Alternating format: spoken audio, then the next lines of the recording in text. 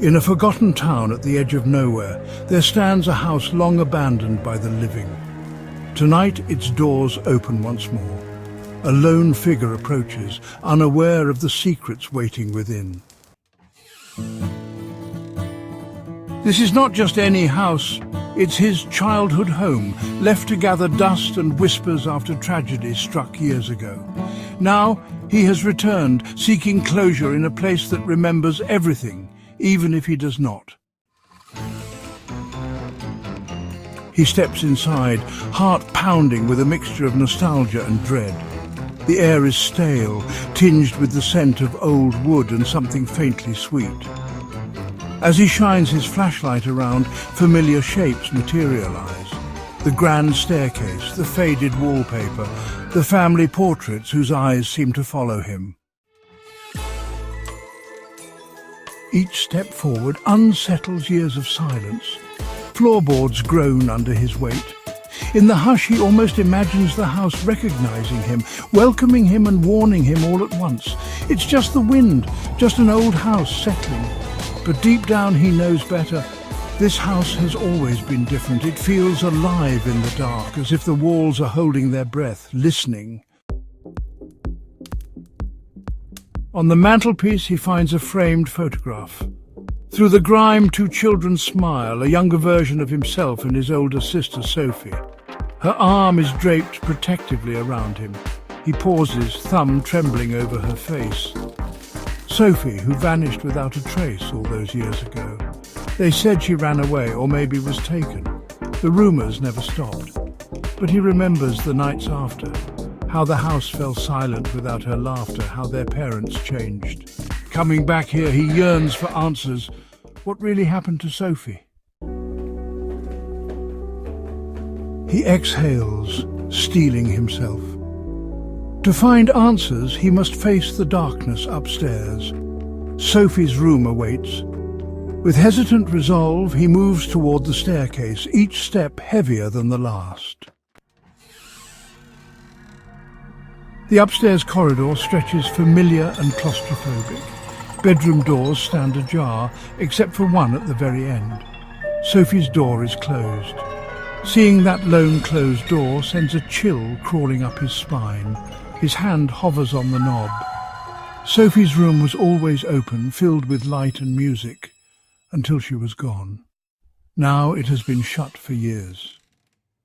He steels himself and turns the knob. The room is frozen in time, stuffed animals mid-tea party.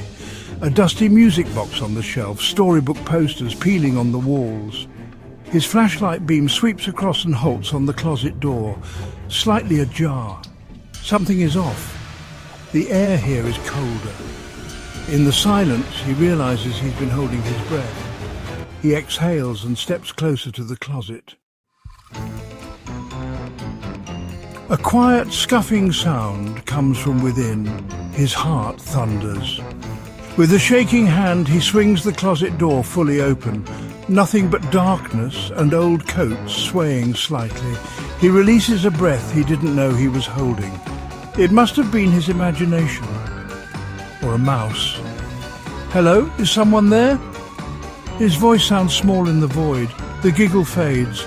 No reply. Only the house settling into silence once more. At the back of the closet, something catches his eye. Faint scratches on the wooden floor. Scratches that look like letters. He angles the flashlight down. There, scrawled into the floorboards, are two words, "Find me." His blood runs cold. He traces the grooves with a fingertip, recalling how Sophie loved hide-and-seek, how she'd whisper, "Find me," from her favourite hiding spots. These scratches are new, too fresh to have been here decades ago. He jolts upright, heart in his throat. The crash sounded like it came from below, the basement. That door was locked when he arrived, he's certain. Downstairs, he finds the heavy basement door yawning open, darkness spilling out from behind it. An icy dread creeps into his gut. Every rational thought screams leave, but the scratched plea echoes in his mind. Find me. He needs to know the truth. Step by step he descends, the darkness swallowing him. The flashlight's beam cuts through stale air, illuminating stone walls and dangling cobwebs. The smell down here is damp, and something else, something rotten and long hidden. The basement is cavernous and cluttered with old furniture and boxes.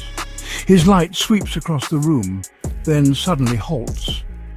In a far corner behind an upturned trunk, something pale catches the light. He creeps closer, heart thudding, and peers behind the trunk. The flashlight beam reveals a tiny skeleton curled up as if hiding, a small hand reaching out. Tattered scraps of a white lace dress cling to the bones. His vision blurs with tears as the truth crashes down. Sophie never left this house. She had been here the entire time, hiding and never found. Memories flood back. The day Sophie disappeared, they were playing hide and seek. He was it, counting with eyes closed while she hid. He searched everywhere he could think of, but not the basement, not behind this trunk.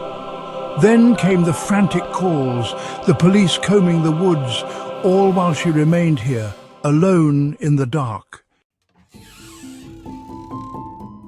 He realizes now why the basement stayed locked ever since. His parents must have suspected the truth but couldn't bear to face it. The house had kept its dreadful secret entombed in silence.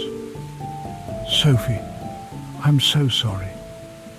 He gently touches the tiny bones, tears streaming down his face. Years of guilt and grief pour out in ragged sobs.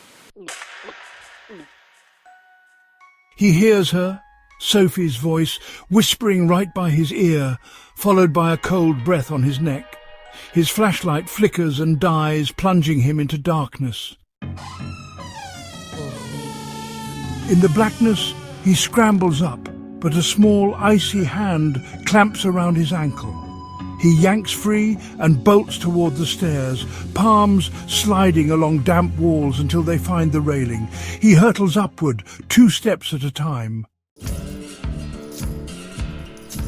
Behind him, tiny feet patter on the steps, a shadow giving chase.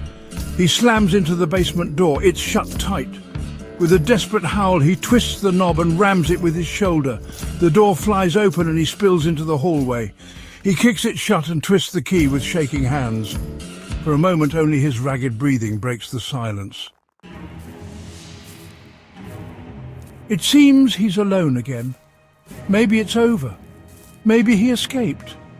He sags against the wall, sucking in deep breaths, until he notices a small figure at the far end of the hall. In a sliver of moonlight stands a little girl, her head tilted at an unnatural angle. His blood turns to ice. Sophie is here, or what remains of her. A soft lullaby creeps through the corridor, each note louder than the last. Sophie's form flickers in the shadows, one moment at the end of the hall, the next right in front of him. He blinks, and she's only a breath away. Voice, stay with me forever. He tries to scream, but no sound escapes. In the dim light, her face is finally clear. Pale skin stretched over hollow eyes, lips curving into a sorrowful smile. Her icy fingers weave into his. His vision swims as she grips with impossible strength and begins to pull. The hallway light flickers, and in that stuttered flash he sees her mouth yawn open in a silent scream of anguish. There's a wrenching jolt, like the floor has dropped out from beneath him. The next morning the house sat silent and empty. Not a trace of the man was ever found.